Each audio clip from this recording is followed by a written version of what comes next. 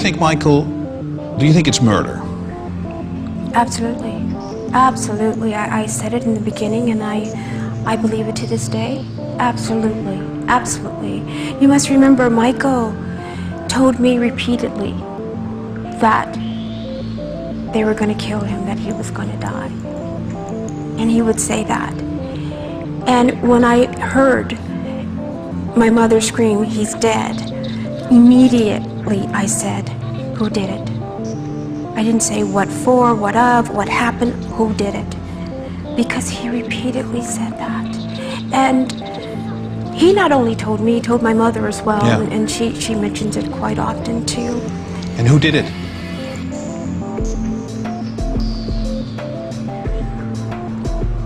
There's quite a few involved.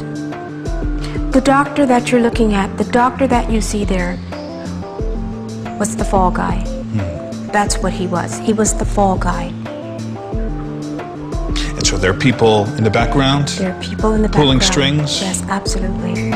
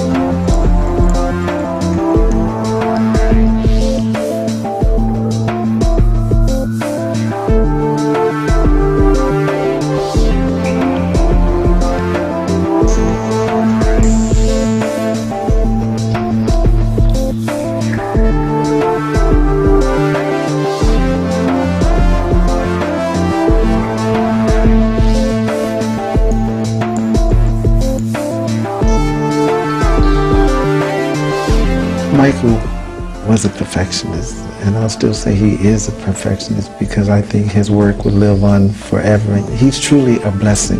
He's a blessing from Allah, and the reason why I say this is because he was blessed with so much talent and so much ability, and usually in this world people take that and they don't give back and they don't use that for the right things. Michael took Allah's blessings and he gave back to inspire children, to inspire people.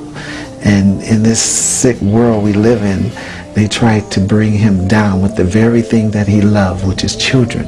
And he was the voice for children who were less fortunate.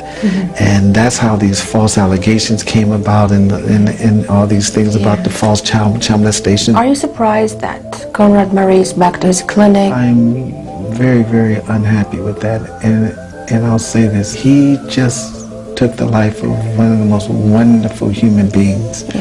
Not because of his talent and his artistry, but the person he was, to take Allah's blessings and to not get concerned about homes and cars and this and that, but to give back to people and to inspire. That's what hurts. This was all planned.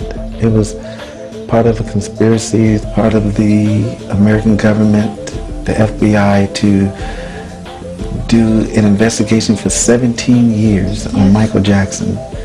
And for what? They found nothing. And they tried and tried and tried to bring him down, to diminish his popularity. He was so powerful and success. I just wish he would have embraced Islam, and I tried very, very hard because I think that would have been his protection. So was Michael Muslim the time he died? He was studying a lot. His whole protection and his security were all Muslims, and he was ready to make that journey. They just released all these FBI files, and they said they found nothing. So now they release him while he's dead because they want him out of the way. He became so successful. His kindness became a threat. Why? He wasn't interested Why in he was a politics, threat? because that's the way it is in this world. He's not interested in politics. He's not interested in anything but helping people. That's it. They really thought he was going to jail, but see, Allah is so good because His good and his innocence. The good that he's done all over the world, and the message in the music and the type of person that he was and he still will always be is what freed him. Because they tried, but that goes to show you that Allah is stronger than the judge, is stronger than the allegations, everything that they tried to put against him.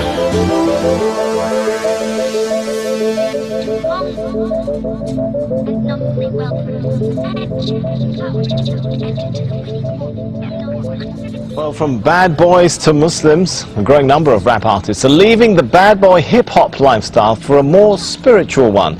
The Canadian Dawah Association says an increasing number of rappers this year embraced Islam or acknowledged they previously embraced Islam.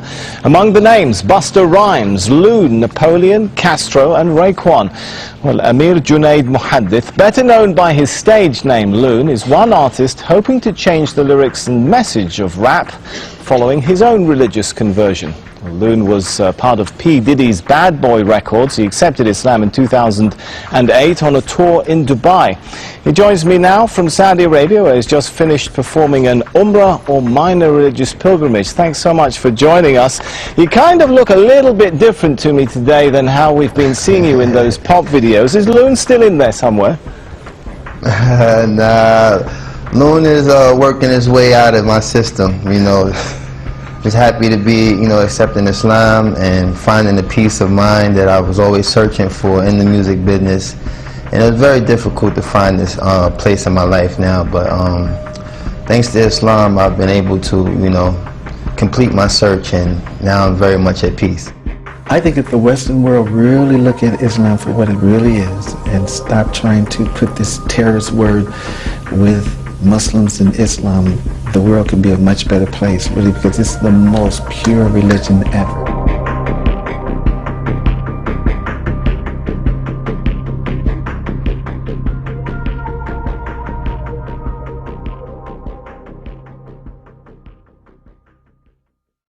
When Michael and I used to sit down and watch television, and we used to see the children in Africa, flies around their mouth. Remember that? They were just dying. And he said there were tears streaming down his face. He said, Mother, one day I'm going to do something about that. My son would never hurt a child. He loved children too much.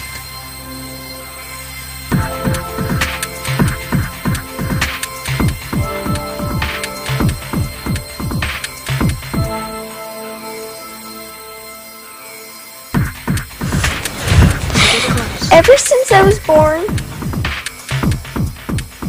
Daddy has been the best father you could ever imagine.